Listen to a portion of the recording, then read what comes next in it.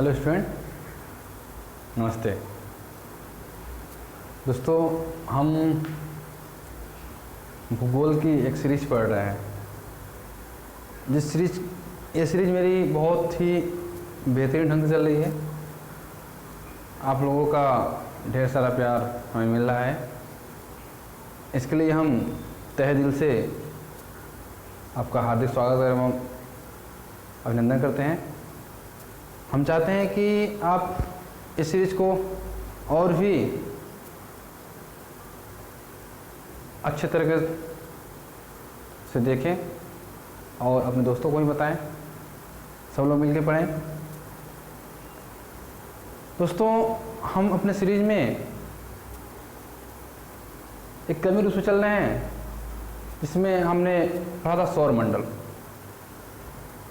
सौरमंडल के उलझनों को हम एक सरलता से समझने का प्रयास किए हैं, जिसमें से एक ग्रह, महत्वपूर्ण ग्रह है पृथ्वी, जिसे हमने छोड़ के रखा था। आज हम लोगों ने पृथ्वी के बारे में समझेंगे, पृथ्वी की कुछ आंतरिक, कुछ बाह्य संरचना समझेंगे। इसके लिए दोस्तों हम थोड़ा समय की बचत करने के उद्देश्य से कुछ डाटा को पहले लिख लिया है। इस डाटा को हम समझा देंगे आपको अच्छे से, और आप नोट कर लीजिएगा, काफ़ी उपयोगी होगा। दोस्तों, पृथ्वी की बात करें तो यह एक सौर परिवार का महत्वपूर्ण ग्रह है। अगर हम सामान्य सी भाषा में बात करें तो सबसे महत्वपूर्ण ग्रह है।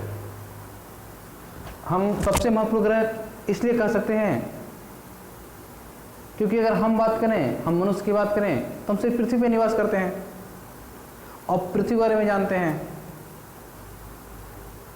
जीवन मरण हर चीज़ पृथ्वी पर संभव है मेरा, तो इसलिए सबसे महत्वपूर्ण ग्रह है हमारे लिए। इसमें कोई दो राय नहीं हो सकती। अब बात करते हैं पृथ्वी की कुछ विशेषताओं के बारे में। दोस्तों, पृथ्वी सौर परिवार का एक ग्रह है। इसको हम इस आधार पे कह सकते हैं क्योंकि यह सूर्य के चारों ओर चक्कर लगाती रहती है। मतलब पृथ्वी के ये अधिकार नहीं है कि सौरमंडल से बाहर चले जाए, या ऐसा हो भी नहीं सकता। पृथ्वी सौरमंडल से बाहर नहीं जा सकती, उसे अपने घर में ही रहना होगा, सौरमंडल में ही रहना होगा। परंतु दोस्तों, पृथ्वी के खुद के कुछ न कुछ गुण या विशेषता पाई जाती हैं, जिसके वजह से पृथ्वी खुद अपने आप में एक विशेष है। उन विशेषताओं को समझने के लिए हमें कुछ विज्ञान की थ्योरी को समझना पड़ेगा। जिस थ्योरी की बात करें हम दोस्तों, तो एक होता है हम सब पृथ्वी पे हैं। कभी इमेजिनेशन कीजिए, हम ऊपर क्यों उड़ जाते हैं। न्यूटन ने सिद्ध किया था कि शिव नीचे गिरता है, शिव ऊपर क्यों नहीं गया है। मजे मजे हम बात कर सकते हैं, क्यों नहीं गया, या वास्तव में क्यों नहीं किया, आखिर कुछ तो वजह होगा। तो न्यूटन ने सिद्ध कर दिया है गुरुत्वाकर्षण बल।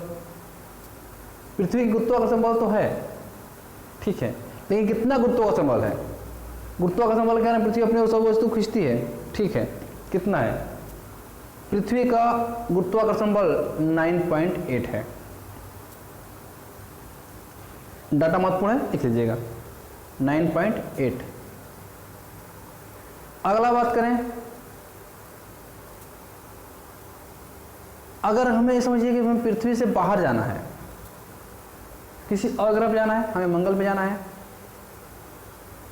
शुक्र पे जाना है, या कहीं जाना है, दोस्तों क्या हम यूं चले जाएंगे?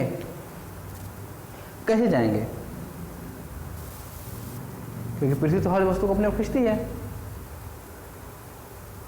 ये मार के गिराएंगे, नीचे गिरेगा, जब नीचे गिरेगा तो नीचे आके इससे हो जाएगा, तो बाहर कैसे जाएगा? पृथ्वी के बाहर कैसे जाएगा? तो दोस्तों एक वेग होती है, मतलब वह वेग होती है कि अगर उस वेग से चले तो पृथ्वी की जो गुरुत्वाकर्षण बल है, जिस बल के कारण पृथ्वी अपने खींचती है, उस बल को तोड़ दें। ये समझ लो कि कोई व्यक्ति आपको पकड़ के रख रहा है, जोर से खींच के रखा अपने ओर, आपको उसके प्रभाव से अलग जाना है, बाहर जाना है। तो सामान्य सी भाषा है दोस्तों, आपको इतना बल लगाना पड़ेगा कि उसके बल से अधिक हो। अगर उसके बल से कम बल लगा पाएंगे तो क्या उसके प्रभाव को छोड़ के जा पाएंगे? नहीं, बिल्कुल पॉसिबल ही नहीं है, ये संभव हो ही नहीं सकता। तो आपको एक बल लगाना होगा जो पृथ्वी के गुरुत्वाकर्षण बल को तोड़ सके, तब तो हम किसी अन्य ग्रह पे जा पाएंगे। दोस्तों, इस बल को प्लायन वेग कहते हैं। मतलब इतना तेज ऊपर उठना होगा, जाना होगा कि पृथ्वी की जो गुरुत्वाकर्षण बल है उसको हम तोड़ सके, उसके शक्ति को तोड़ सके। यही कहलाएगा प्लायन वेग। वो है न्यूनतम वेग 11.2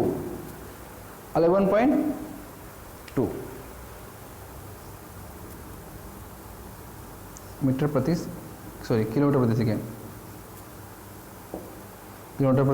सेकेंड। ये पृथ्वी का प्लायन वेग है। ये समझ लो, हम किसी वस्तु को या किसी व्यक्ति को या किसी भी चीज़ को हम यूँ फेंकें जोर से, उसे जब फेंकते हैं तो शुरुआत में उसे इतना वेग दे दें हम कि कम से कम 11.2 किलोमीटर प्रति सेकेंड, मतलब एक सेकेंड में कम से कम मिनिमम 11.2 किलोमीटर से दूर तक फेंक दें, तो उसकी इतनी वेग हो जाएगी कि वह पृथ्वी के गुरुत्वाकर्षण बल को तोड़ देगा, या जिस शक्ति के कारण पृथ्वी अपनी ओर खींच रही है उसके बल को तोड़ देगा। तो वो व्यक्ति या वो वस्तु दोबारा लौटकर पृथ्वी पे वापस नहीं आएगा। वो पता नहीं कहाँ चला जाएगा, ब्रह्मांड में जाके, सौर में जाके पता नहीं कहाँ भटक जाएगा। अब कहाँ जाता है, किस ग्रह के प्रभाव होती है, उसके साथ खींच लेगा। दोस्तों, कोई भी यहाँ जैसे मंगलयान था, अभी वो भेजा गया था, मंगल में भेजा गया था, तो उसकी मिनिमम गति किसी भी स्थिति में इससे ज़्यादा ही होगी, नहीं तो नहीं जा पाएगा। इसे कहते हैं प्लायन वेग। हम उम्मीद करते हैं कि आप गुरुत्वाकर्षण बल और प्लायन वेग दोनों अच्छे से समझ गए होंगे। अब दोस्तों हम बात करें पृथ्वी के कुल क्षेत्रफल की बात करते हैं। दोस्तों, पृथ्वी का कुल क्षेत्रफल 51 करोड़ वर्ग किलोमीटर है। 51 करोड़ वर्ग किलोमीटर है संपूर्ण पृथ्वी का।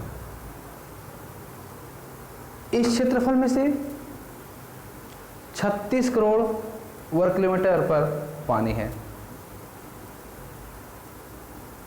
15 करोड़ वर्ग किलोमीटर पर स्थलमंडल है। उस स्थलमंडल में से इतना ध्यान दीजिएगा, 15 करोड़ में से 36 करोड़ पे पूरा पूरा पानी है, उसका कोई तोड़ नहीं है, समुद्र है। 51 जो 15 करोड़ बचता है उसमें से 26% पर पर्वत तथा पहाड़ी है।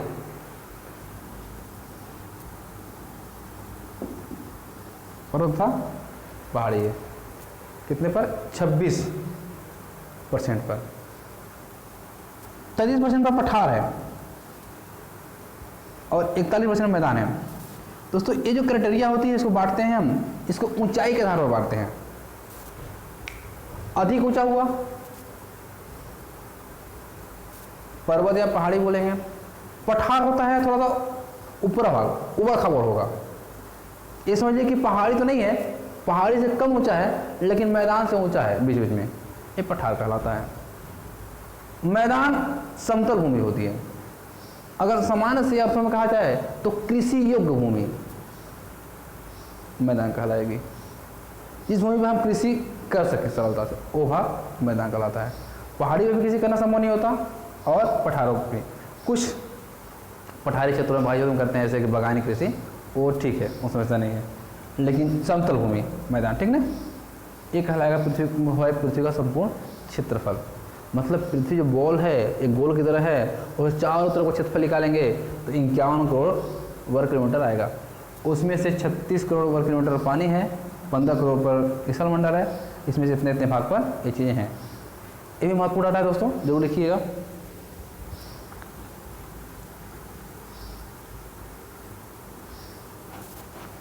दोस्तों पृथ्वी का औसत तापमान पहले 15 डिग्री था, अब बढ़ के 17 डिग्री हो गया है, 17 डिग्री सेंटीग्रेड। यह माना जाता है कि संपूर्ण पृथ्वी का औसत तापमान निकालते हैं तो 17 डिग्री सेंटीग्रेड पाया जाता है, पहले 15 था। ये ग्लोबल वार्मिंग जैसी समस्याओं के कारण इसका तापमान 2 डिग्री बढ़ गया। ये दोस्तों समस्या का विषय है। अगर तापमान बढ़ेगा तो बड़े बड़े ग्लेशियर पिघल जाएंगे, ग्लेशियर पिघलेंगे तो समुद्र का औसत जल स्तर उड़ जाएगा, तो छोटे छोटे आइलैंड डूब जाएंगे। बहुत बड़ी समस्या का विषय है। ठीक, ये था दोस्तों, हम वजह समझें मुख्यतः ऊपर था जो पृथ्वी के बाहरी बात करते हैं। अब एक चीज़ होता है कि पृथ्वी के अंदर, अगर पृथ्वी के अंदर जाएंगे तो भी तो कुछ चीज़ें हैं। पृथ्वी के आंतरिक भाग को समझते हैं दोस्तों। पृथ्वी के आंतरिक भाग को समझने का सर्वप्रथम विचार होम्स नामक वैज्ञानिक ने अपना मत रखा पृथ्वी के आंतरिक भाग को। दोस्तों ये हम एक पृथ्वी मान लिए, बना लिए हैं, छोटा सा पृथ्वी बनाया है, ठीक। और पृथ्वी के एक भाग को, ए वाला जो भाग है, ए वाला भाग को एक काट के यहाँ सेट कर दिए हैं समझने के हिसाब से, इसे बड़ा बना दिए हैं। इसको समझते हैं, एक लेयर बाई लेयर होता है अलग अलग, ठीक है ना।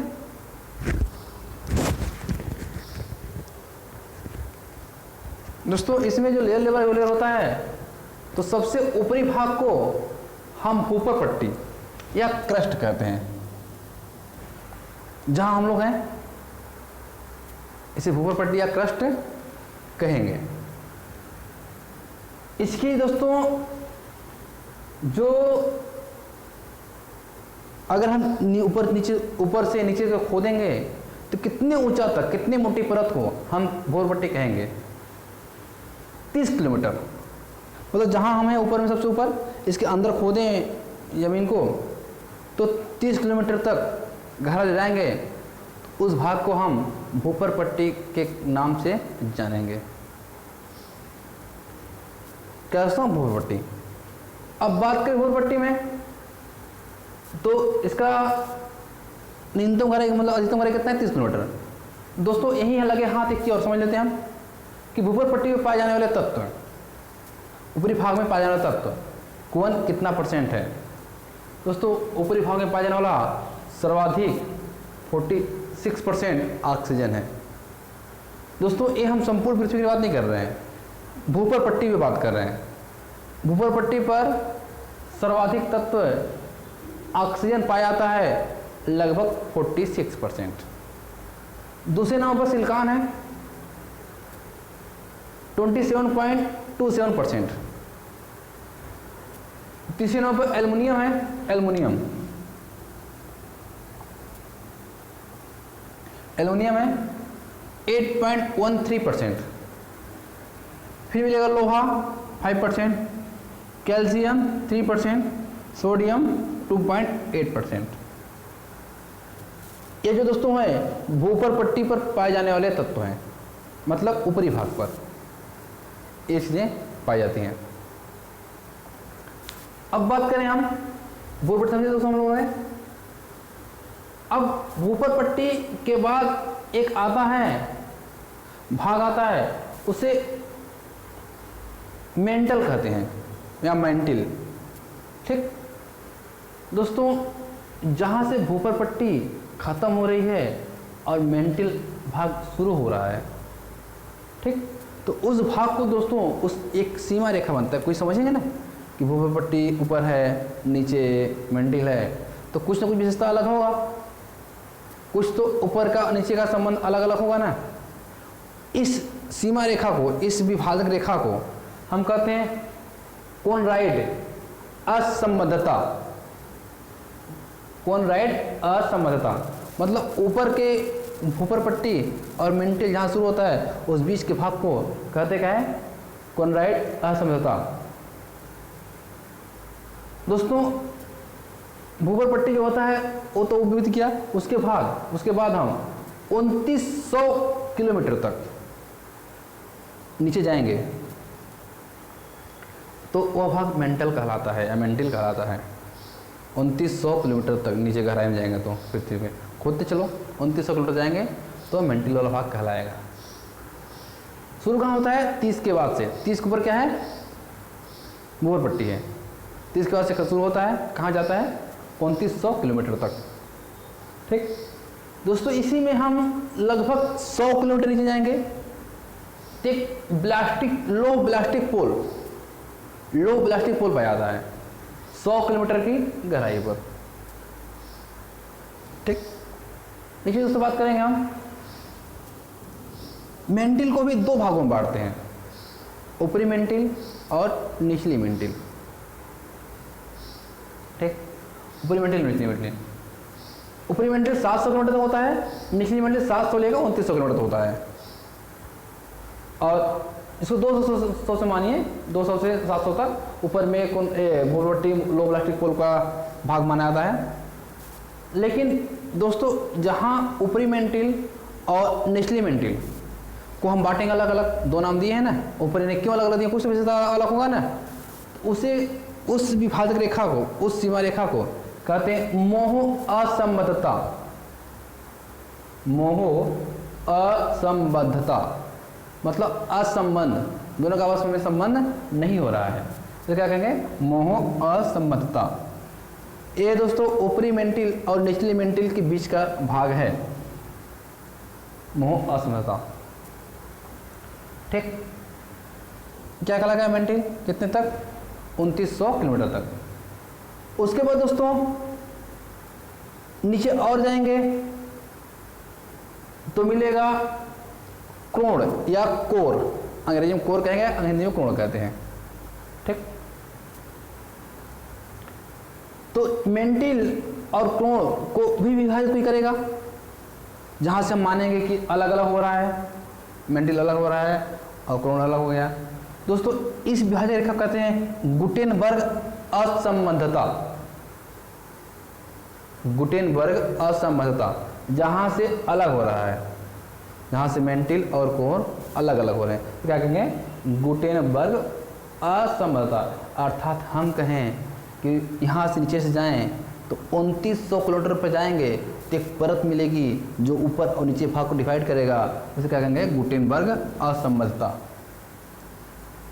इसके बाद दोस्तों जाएंगे तो नीचे मिलेगा कोर या कोण। कोर, इसमें भी दो भाग मिलता है, दो भाग मिलेगा। तो जहां से इसको हम अलग करेंगे दो भाग को, उसे कहेंगे लेहमैन असंबद्धता। मतलब आंतरिक कोण और बाह्य कोण को अलग करता है लेहमैन असंबद्धता, ठीक दोस्तों। इसको आप एक कॉलम बनाइएगा मस्त रूप से, अच्छे रूप से बकायदे लिखिएगा। कॉनराइड असंबद्धता, फिर आगे लिख लीजिएगा भूपर पट्टी और मेंटिल के बीच में, फिर लिखिएगा मोह असंबद्धता ऊपरी मेंटिल निचली मेंटिल के बीच में। तीसरा आएगा गुटेनबर्ग असंबद्धता मेंटिल और कोण के बीच में। फिर आएगा लेहमैन असंबद्धता ऊपरी कोण या बाह्य कोण आंतरिक कोण के बीच में। 1 2 3 4 असंबद्धता मिलेंगे, इसको कॉलम बना के लिख लीजिएगा बेहतरीन रूप से।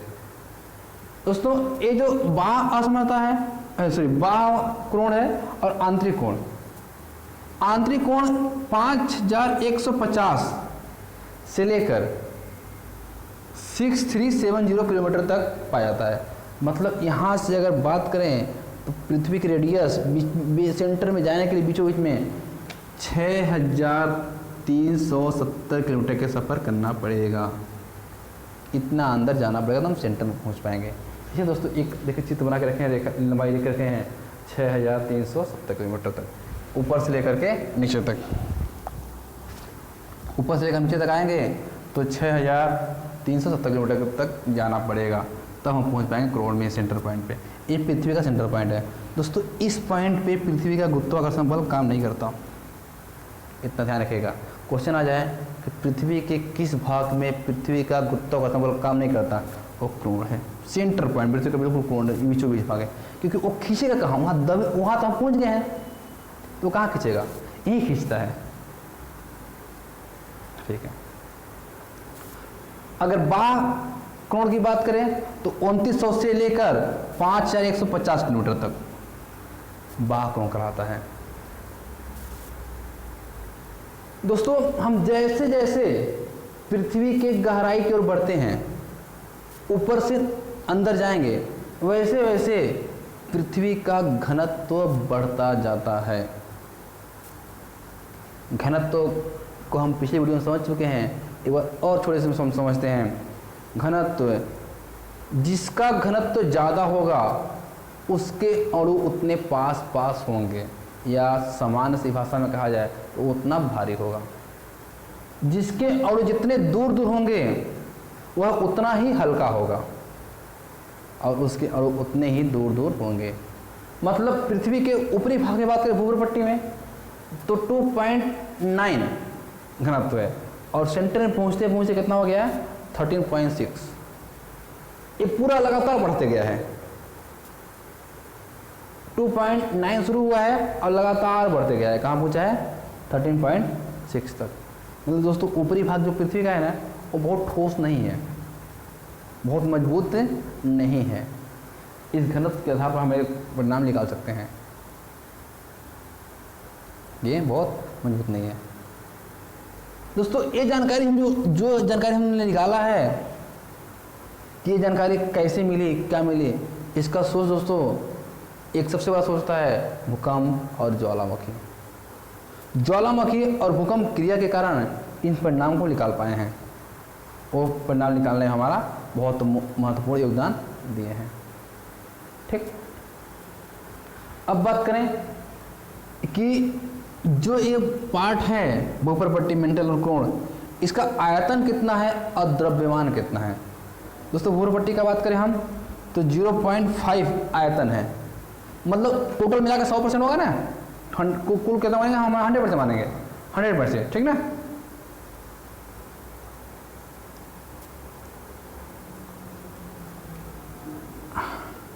%0.5 क्या है भूप्रपट्टी का, लेकिन द्रव्यमान कितना है 0.2%। मेंडल कितना है 85.5%, लेकिन इसका द्रव्यमान कितना है 67.7%।